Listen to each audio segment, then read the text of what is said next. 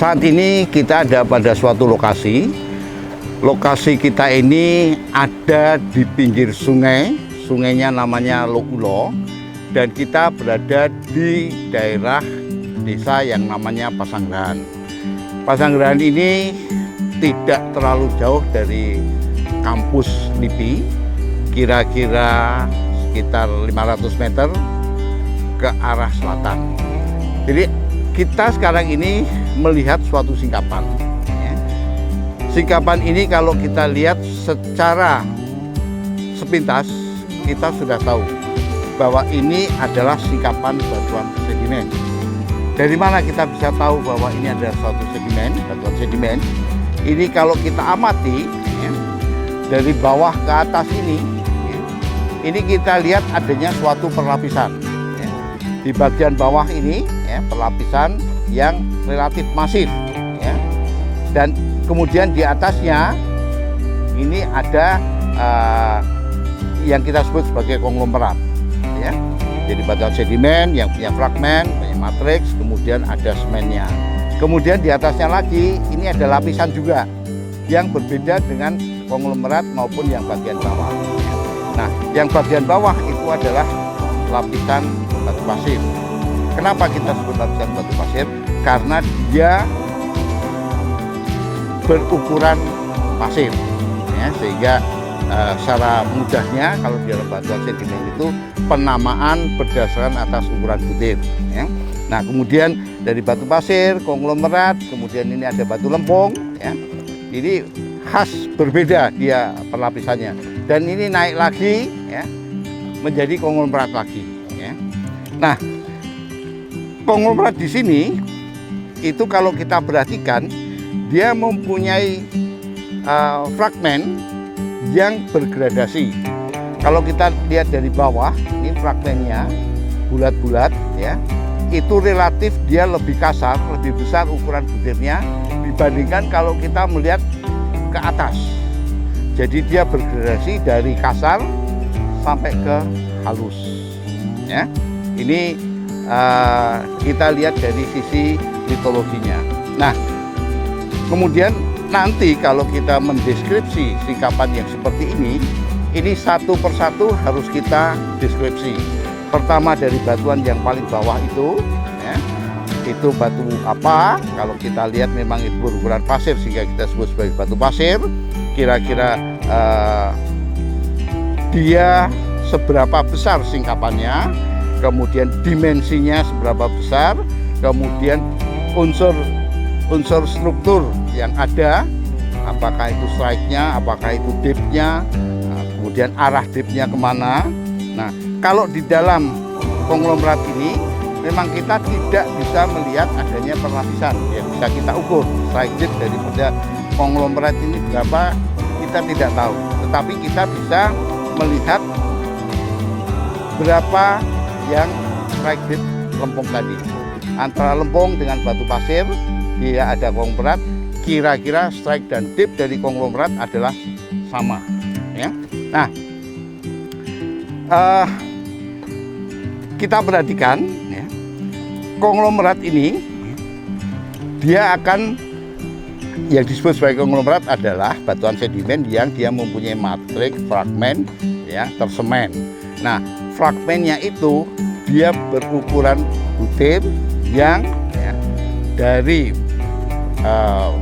granul kira-kira sekitar 4 cm, diameter 4 cm sampai ke halus, pasir kasar. Kita bisa melihat di sini kecil-kecil. Nah, kemudian dia terikat satu dengan yang lain dengan suatu semen. Kita ketahui semen dalam batuan sedimen itu bisa dari silika, bisa dari karbonat, atau bisa dari oksida besi. Nah, kalau kita ingin melihat apakah semen yang ada di dalam batuan konglomerat ini, kita lihat, coba kita tetesin. Ternyata dia semennya itu tidak berbuih. artinya dia tidak mengandung karbonat, semennya bukan karbonat, tapi ada kemungkinan semennya adalah silika. Bahwa di sini kelihatan ada yang berbuih, itu karena fragmen-fragmennya tadi. Jadi fragmen-fragmen ini bisa terdiri atas, ya, ini yang paling banyak adalah butiran-butiran silika, kuarsa, ya. Dan kemudian juga ada karbonat, kemudian ada juga felspar dan mineral-mineral yang lain sebagai suatu fragmen di sini. Fragmen ini dari mana? Ya. Fragmen ini, ya, kalau kita melihat, arah aliran dari sungai itu dia ke sana, artinya mengalir ke selatan. Artinya bahwa fragmen-fragmen ini juga berasal dari sebelah utaranya sana, ya. Kita tahu sebelah utara sana itu ada batu gamping, ada marmer dan sebagainya, ya. Kemudian ada batuan-batuan metamorf, sehingga mereka hancur dan kemudian menjadi konglomerat ini.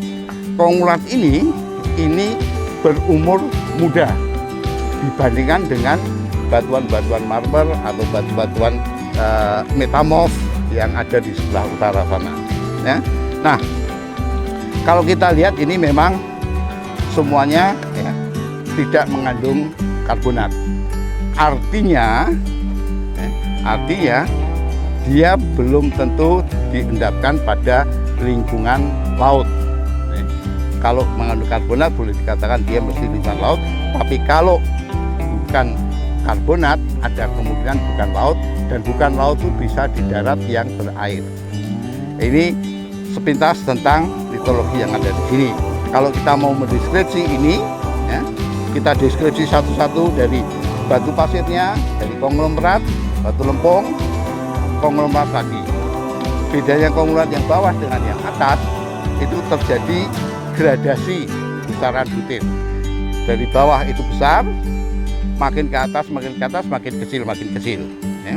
Nah, kemudian struktur itu berlapis. Meskipun pada konglomerat tadi tidak kita jumpai perlapisan atau kita tidak bisa mengukur strike dan depth-nya. Tapi strike dan depth dari konglomerat ini bisa ikut strike dan depth dari batu pasir ataupun batu lempung yang ada di sini. Nah, kemudian struktur berlapis. Tekstur karena ini adalah batu sedimen yang plastis, maka ada unsur dampak dari transportasi. Transportasi akan menghasilkan sortasi. Bagaimana sortasi atau dampak dari pengangkutan tadi, pembundaran daripada fragmen-fragmen ini. Semakin jauh dia akan semakin kecil, ya. Semakin dekat dari sumber dia relatif makin besar. Nah, kemudian dalam hal pemberian nama, ya, memang ini adalah ada fragmen dan ada matrik, ada semen. Nah, kita deskripsi fragmennya itu apa saja, ya, matriksnya apa saja. Matriks itu yang material yang berukuran lebih kecil daripada fragmen, dan kemudian komposisi yang lain, ya. Jadi penamaan kalau dari batuan sedimen yang seperti bawah ini, kita dasarnya adalah dari besar butir pasir, namanya batu pasir. Besar butirnya lempung kita sebut sebagai batu lempung. Nah, konglomerat itu khas kenampakan seperti ini. Kalau dia runcing-runcing, ini sudah bulat-bulat, ya. Kalau dia runcing-runcing itu kita sebut sebagai breksi, ya. Jadi bedanya breksi dengan konglomerat adalah dari bentuk fragmennya. Nah, itu dari segi litologi. Kemudian kalau kita lihat dari segi morfologinya, ya, kita itu sekarang berada pada pinggir sungai. Sungai ini saya katakan tadi namanya Sungai Loulo, ya. Dan Loulo itu artinya ulo itu ular, dan dia berkelok-kelok, ya, mempunyai kelokan-kelokan. Nah, kelokan-kelokan itu secara geologis harus kita tahu kenapa dia berkelok-kelok, kenapa dia tidak lurus saja. Itu mesti ada penyebabnya. Kita lihat di sebelah sana, ya. Ini alirannya sudah berkelok. Nanti kalau kita lihat ke sebelah selatan, dia sudah berbelok lagi, ya. Nah, ini disebabkan bisa karena unsur struktur, misalnya ada patahan, ya, sesar, atau juga unsur litologi, ya, berdasarkan atas kekerasan litologinya itu, ya. Nah, kemudian kalau kita lihat di pinggir sungai ini, banyak sekali terdapat kerikil-kerikil krakal, pasir yang mengendap di sisi sungai, ya. Itu kalau kita lihat komposisinya bermacam-macam, artinya isinya itu macam-macam. Ada batuan beku, ada batuan sedimennya, dan ada juga batuan metamorfnya, ya. Nah, itu berasal dari mana? Mestinya sesuai dengan arah aliran dari air sungai ini, ya, dari utara ke selatan, maka dia akan berasal dari utara. Tidak mungkin dia berasal dari selatan, dari bawah naik ke atas itu tidak mungkin. Nah, kita bisa melihat dari krakal kerikil yang ada di pinggir sungai tadi, itu isinya apa saja, jenisnya apa saja, sehingga kita bisa memperkirakan kira-kira di bagian hulu sana, di bagian utara sana, itu batuannya apa saja, ya. Jadi asal daripada batuan itu mesti ada di bagian hulunya sana. Nah, kemudian apa yang terjadi pada sungai ini yang banyak sekali kita lihat endapan-endapan pasir, kerikil, krakal, dan sebagainya, itu dimanfaatkan penduduk untuk digali, ditambang. Ini merupakan bagian dari tambang rakyat, ya. Dia mengambil pasirnya, ya. Nah, pasir sungai ini relatif cukup bagus dibandingkan dengan pasir laut, ya. Sehingga ini cukup laku, ya, cukup keras, dan harganya juga lumayan. Ini merupakan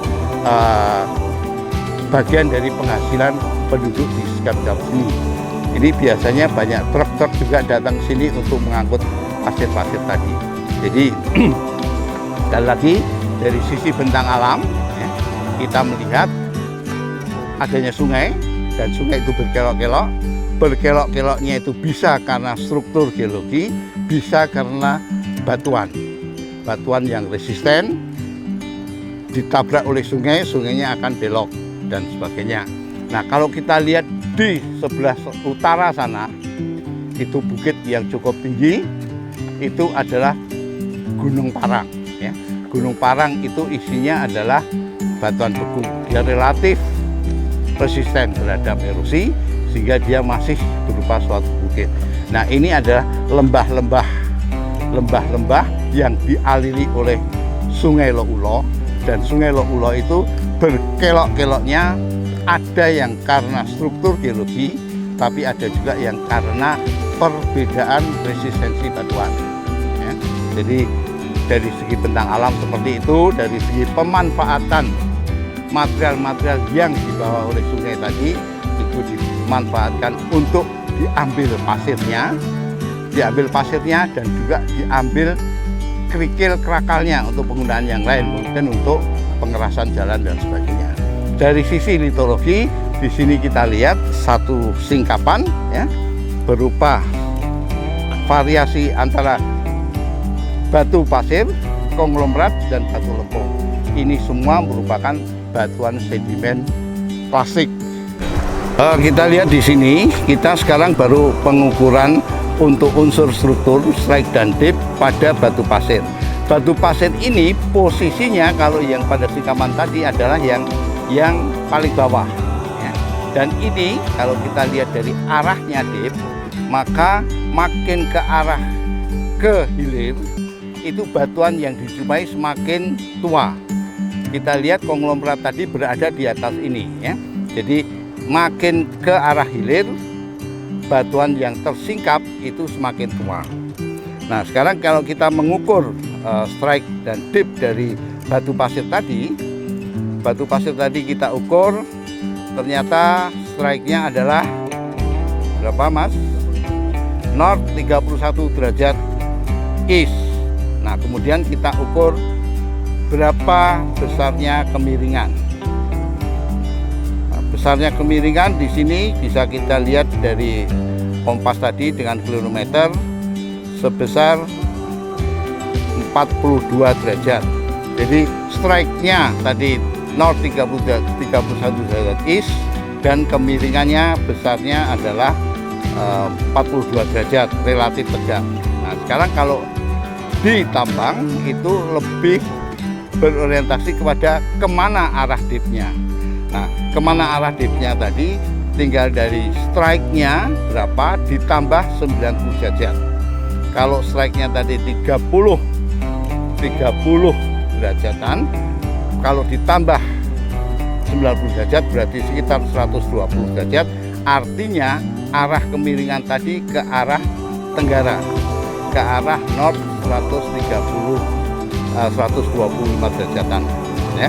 Jadi dia arah kemiringan, dip directionnya sekitar tenggara, ke arah tenggara.